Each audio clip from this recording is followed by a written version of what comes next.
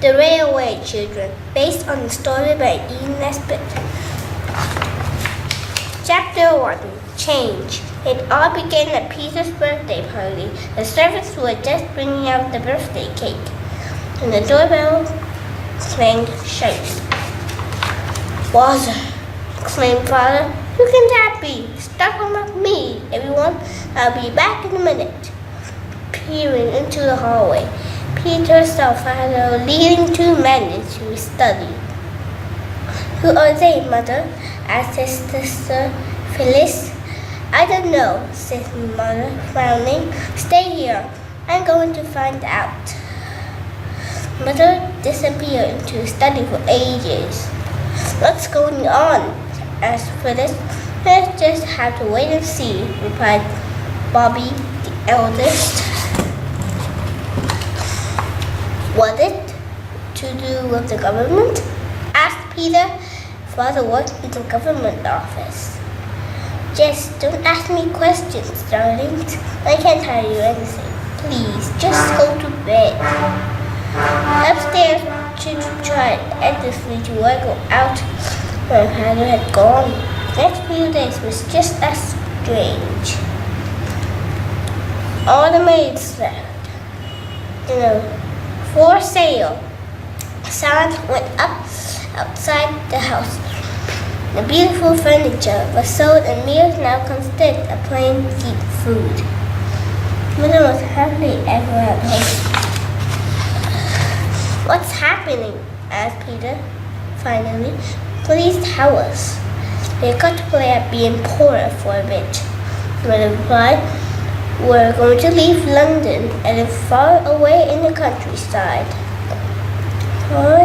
"Father is going to be away for some time," she went on, "but everything will come right in the end. I promise." Chapter 2. A Coal Thief. After a long, long journey, they arrived at the new house late at night. Mother rushed around digging sheets out of suitcases. The next day, Bobby, Peter, and Phyllis woke early to explore. They raced outside until they came to a red brick bridge. Suddenly, there was a shriek and a snort, and a train shot out from under the bridge. "It's exactly like a dragon," Peter shouted above the noise. "Did you feel the hot air from this dress? Perhaps it's going to London," Phyllis yelled. "Father might still be there," shrieked Bobby.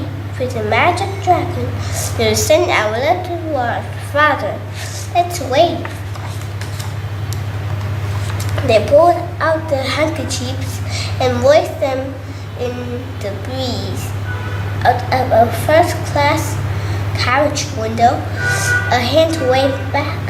It was an old gentleman's hand holding a newspaper. After that, the children waited every day, rain or shine, at the old gentleman on the 9:15 train to London. The weather grew colder.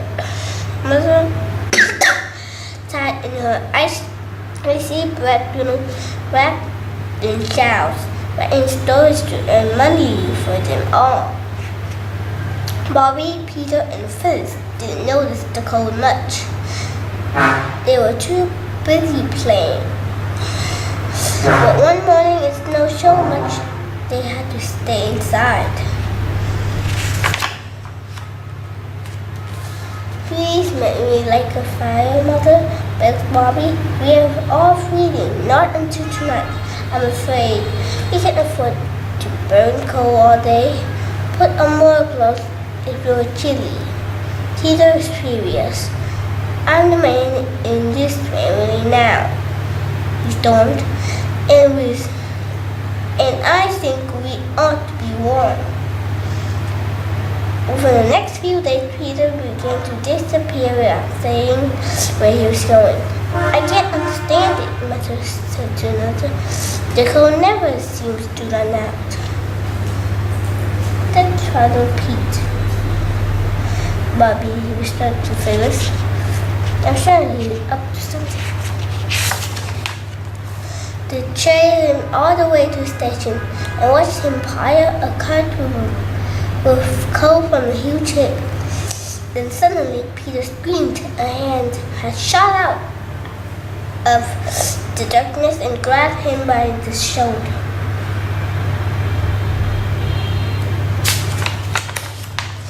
It was Mr. Parks, the station master. "Don't you know stealing is wrong?" he shouted. "What is stealing? I was mining for treasure," sobbed Peter. "That treasure belongs to the railway, young man, not you."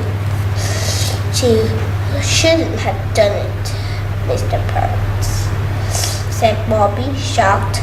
"But he was only trying to help Mother. He's really sorry. Aren't you, Pete?" She gave him a kick, and Peter muttered an apology. "Accepted," said Parks. "But don't do it again." "I hate being poor," grumbled Peter, kicking the cobbles on their way home. "And Mother deserves better than this." Soon after, Mother got very sick. Bobby didn't know how they were going to pay for her medicines until she had a brilliant idea.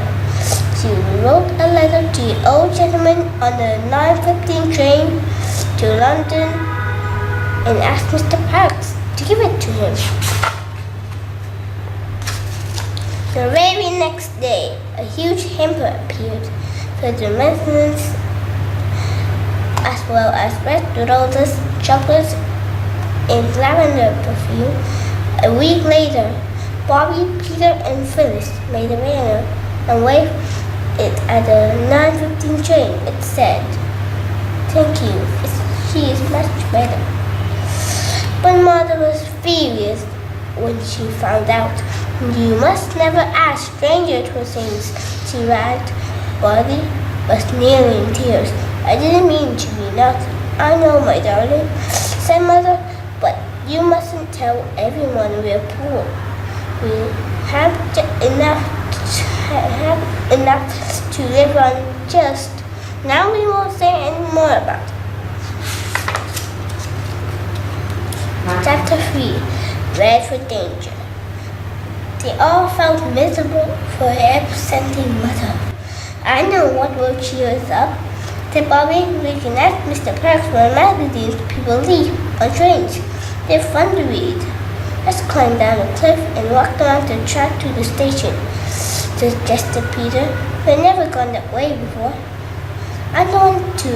It doesn't look safe." That sounded like a baby scaredy cat, teased Peter.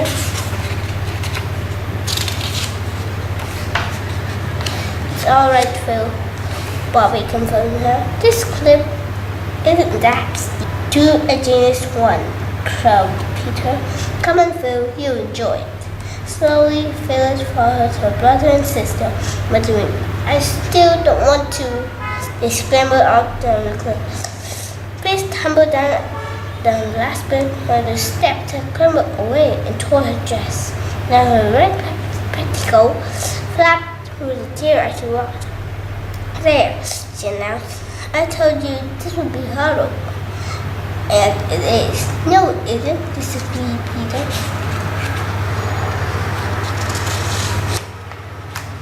"What's that noise?" asked Bobby. Suddenly, a strange sound, like fire off thunder, began and stopped. Then it started again, getting louder and more rumbling. "Look at that tree!" cried Peter. The tree was moving, not like a normal tree then, when the wind blows all in one piece. All the trees in the bank seemed to be slowly sliding downhill like a marching army. Suddenly, rocks, trees, grasses, bushes, and earth gathered speed in a deafening roar and collapsed in a heap of a railway track. "I don't like it," shrieked Phyllis. "It's much too magic for me." "It's all coming down," said Peter in a shaky voice. Then he cried out, "Oh!" The others looked at him. 11:29 train. It'll be along any minute. There'll be a terrible accident. Can we run to the station and tell them? Bobby began. No time. We need to run the driver somehow. What can we do? Oh, red petticoats. Bobby explained. Red for danger.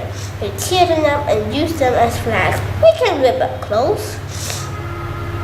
Phyllis objected. What will Mother say? She won't mind. Bobby was undressing her petticoat as she spoke. Do you see, Phil? If we don't stop the train in time, people might be killed. And he quickly snapped thin branches of the nearby trees, tore up the petticoats, and made them into flags. Two each, wave one in each hand, and stand on the track so the train can see us. He directed, and jumped out of the way. Phyllis was gasping with friend. It's dangerous. I don't like to think of saving the train. Bobby implored. That's what matters most. It's coming, called Peter. Phyllis' voice was instantly wiped out in one round sound. And the warning train thundered nearer and nearer. Bobby waved her flags furiously. To be sure it was no good. The train would never see them in time. Move! Shouted Peter as the train steamed surrounding them in the cloud way. But Bobby couldn't. She had to make it stop. The jetted and squealed brakes. The train shuddered to a halt and the driver jumped out. What's going on? Peter and Phyllis showed him no answer, but not Bobby. She had fainted and lay on the track, white and quiet as a fallen statue, still gripping her petticoat flags. The driver picked her up and put her on one of the first-class carriages. Peter and Phyllis were worried until finally Bobby began to cry. "You kids save lives today," said the driver. "I expect the railway company will give you a reward. Just like real heroes and heroines." Press first. Chapter 4. The Terrible Secret. The railway company did want to reward the children. There was a ceremony at the station with brass band, bunting, and cake. All the passengers who had been on the train were there, as well as the railway director, the train driver, Mr. Parks, and best of all, the old gentleman. The railway director made a speech praising the children, which they found very embarrassing, and gave them each a gold watch. When it was all over, the old gentleman shook their hands. "Oh, do come back for tea," said Phyllis. They climbed up the hill together. Bobby carried the magazines Mr. Parks had collected for her. When they could pass all of them, wrapped in an old sheet of newspaper. Back home, Mother, Phyllis, and Peter chatted with the old gentleman. Bobby went into the room to sort through the magazines. She undid the newspaper wrapper and easily got to print. Then she stared. Her feet went icy cold and her face burned. And she read it. Oh, she drew a long, unveiled breath. So now I know, she thought, it would report of a spy trio with a photograph of the accused and a photograph of father. Underneath it said guilty and then 5 years in jail. Bobby scrunched up the paper. "Oh, Daddy," she whispered, "you never did it." Time passed. The old gentleman left and it grew dark inside. Supper was ready, but Bobby couldn't join the others. Mother came to find her. "What's the matter?" she asked. Bobby held out the paper. "Tell me about it," she begged. Mother told her how father had been arrested for being a spy. Papers had been found in his desk that proved he had sold his country's secrets to enemies. Do you know He never do such a thing? Bobby asked. There was a man in his office you never quite trusted, Mother replied. I think he planted those papers. Father, why didn't you tell the lawyers that? Bobby wanted to know. You think I didn't try everything? We just have to be patient and wait for him to come back to us. Why didn't you tell us? Are you going to tell me the others now you know? No, said Bobby. Why? Bobby had that.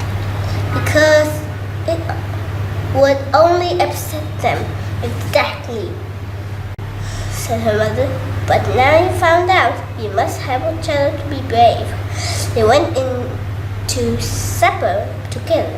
And so Bobby's eyes were still red with tears. People and Phyllis never guessed why. Chapter 5. The Man in the Chain. The long cold winter blossomed into spring and then summer. Bobby could barely wait time passed with nothing happening. Mother wasn't happy. Father was in prison, and she couldn't do anything to help.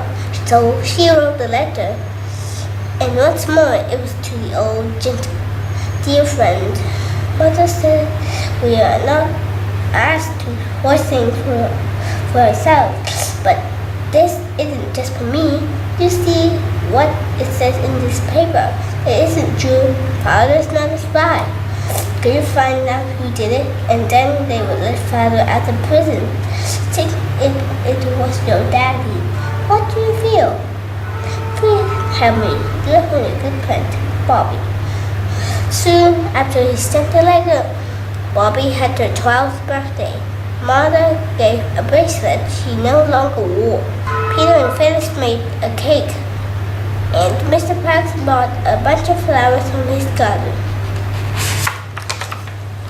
It was very different from her last birthday when she'd have a huge party and loved the present. This one was happy enough, but Bobby missed Father so badly. Her mind was filled with wanting him. Then one late summer's day, the roses were out and the corners ripening to gold. Bobby found it impossible to concentrate on her lessons. Please, Mother, she begged, can I go outside? Have a headshake? Asked Mother. Bobby thought, not really, she replied. I just feel in a daze. I mean, more alive in the fresh air, I think. Mother let her go, and Bobby found herself walking down to the station. She felt as she were in a dream. At the station, everyone smiled at her, and Mr. Park shook her hand up and down. I saw it in the papers. She grinned, I'm so pleased. And here comes the 11:54 London train, being on time. Saw what in the papers? Bobby asked, puzzled, but Mr. Parks had turned away, blowing his whistle. As the train drew into the station, Bobby was astonished to see handkerchiefs flying from every window. Only 3 people got out.